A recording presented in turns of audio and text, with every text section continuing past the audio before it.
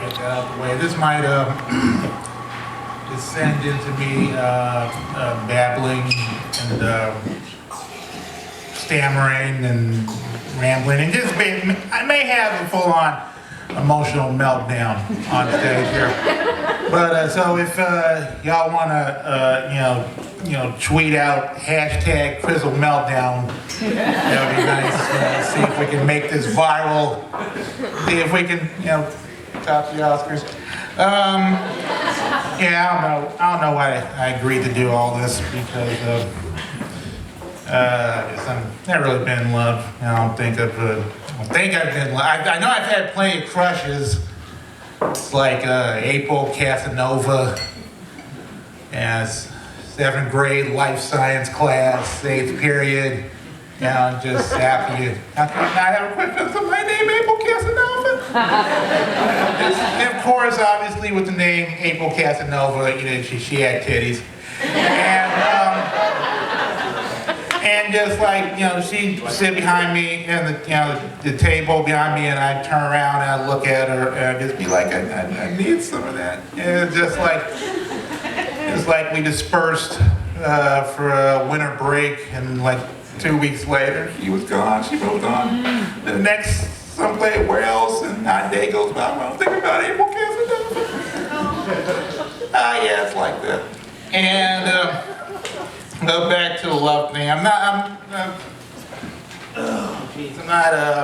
good at relationships or dating or talking to people. And I don't know what to say to any of y'all. I really don't. Like I have friends, and I don't know what to say to them unless I've been drinking or guzzling Red Bull. And of course, like looking back, it stems from my upbringing. Just like I was a latchkey kid, I wasn't very social because my family wasn't social. They didn't tell me to go out and parent the kids. Like I didn't have a dad, so it's just like there wasn't no man in my life saying, "Hey, there's women, go and get that." And so it's also because my mother and my grandmother raised me, so and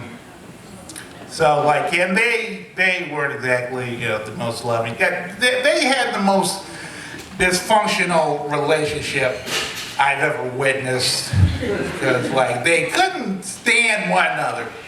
At the same time, they literally couldn't be apart from one another. My mother would visit my grandma, go to my grandmother's house every day and hang out. They literally actually they lived near the end of the last. They lived in the same a block apart from each other, and near the end, they died months apart from each other. My grandmother died in the summer of 2005. My mother died in October 2005. So they literally had to shuffle off this mortal coil together, just wherever they are now, heaven or space or whatever, and they're probably bickering and talking shit about each other like they usually do. And not to mention the fact they weren't exactly big on relationships either. I mean my grandmother, she wasn't getting her Golden Girls on and fucking old dudes. She wasn't doing that. And my mother, she had some relationships, but just didn't.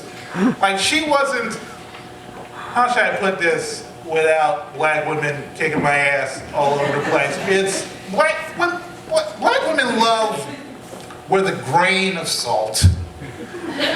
When they dip their toes in the pool of love before fully immersing themselves, and even then, they just wait around. They keep their heads above water, not completely immersing. Want to mess up their hair.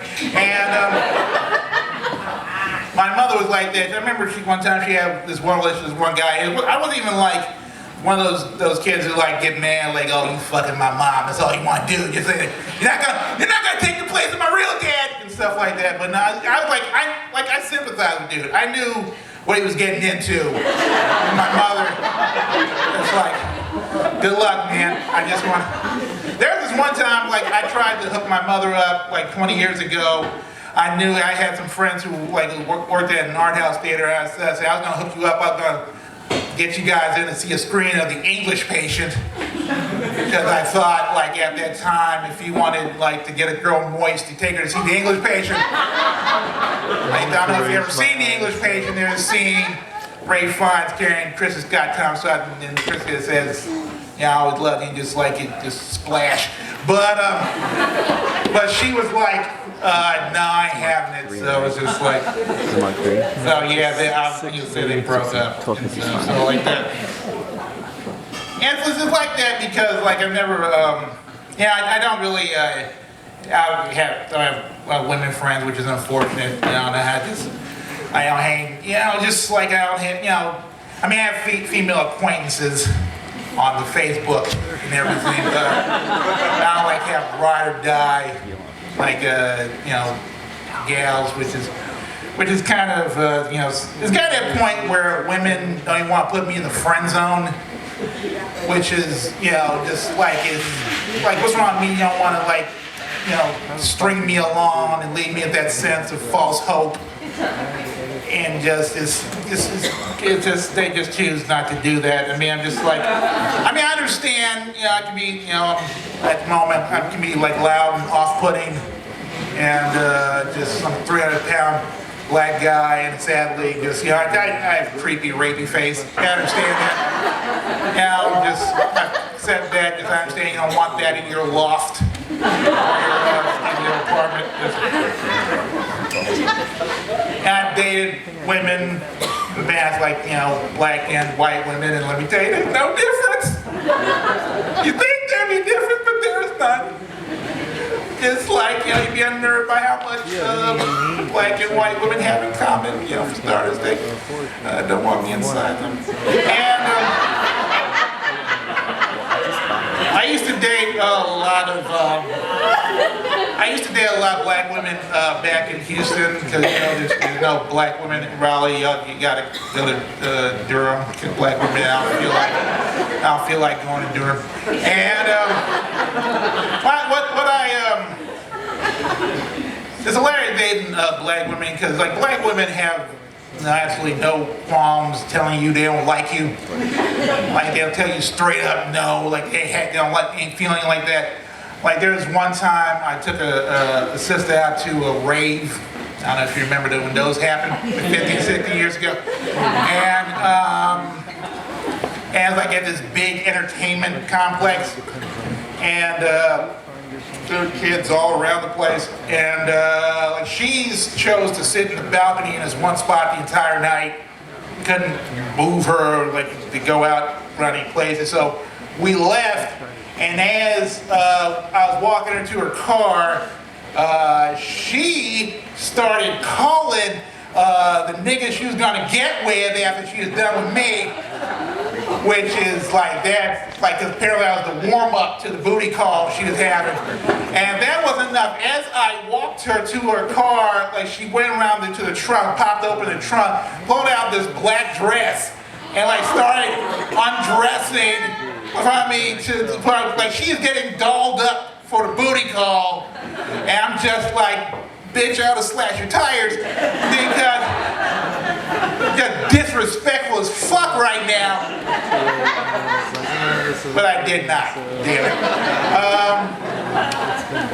White women, they're funny because like they'll agree to go out with you, and then they don't, and then they hope you'll get the hint. Because I remember a time I invited this girl because I had 2 tickets to see Hairspray when it was at the Memorial Auditorium because I thought what better place to take a white girl to see Hairspray. And she stood me up and I didn't see her like for months, and then like I saw her one time at a bar and I rolled up to her and I said, hey, what's up? And and then she excused herself to smoke it outside the patio, and she actually ducked out the patio and went about her business. That's how much she did not want to be addressed with this. Like, hey, what the fuck happened?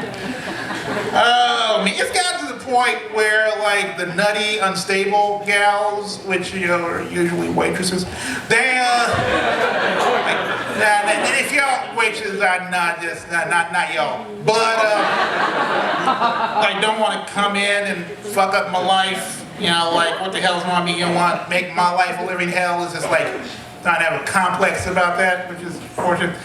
Like as somebody who's been dating for the past 20 years, so it's been goddamn horrible.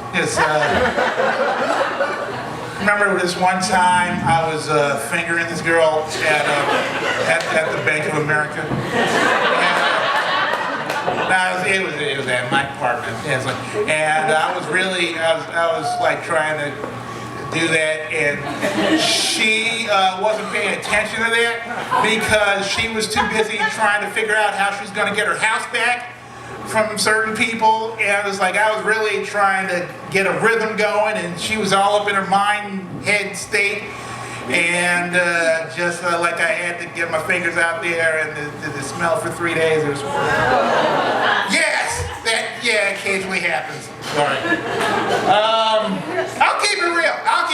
There have been times I've contemplated suicide because I figured, fuck it, I didn't get laid this year, and that's just I feel like fuck it. See, this is what sex does to men, ladies. Like the dumbest reason in the world, kill yourself, and it's just like, can't get this, so fuck it. Why am I here? Why am I here?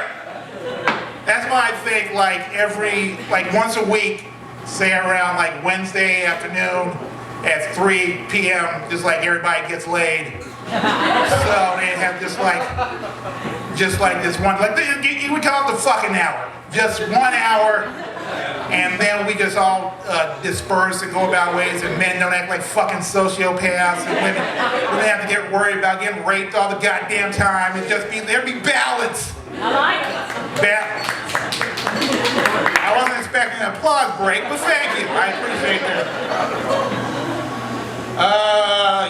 I mean, just like now, I'm just the old creepy dude walking around Oakwood, and after that, just okay. And I mean, just like it's like plus, because I'm like a 39-year-old single black man, and I feel that I have failed as a black man. I mean, not a single baby mama. I don't know how the fuck that happened.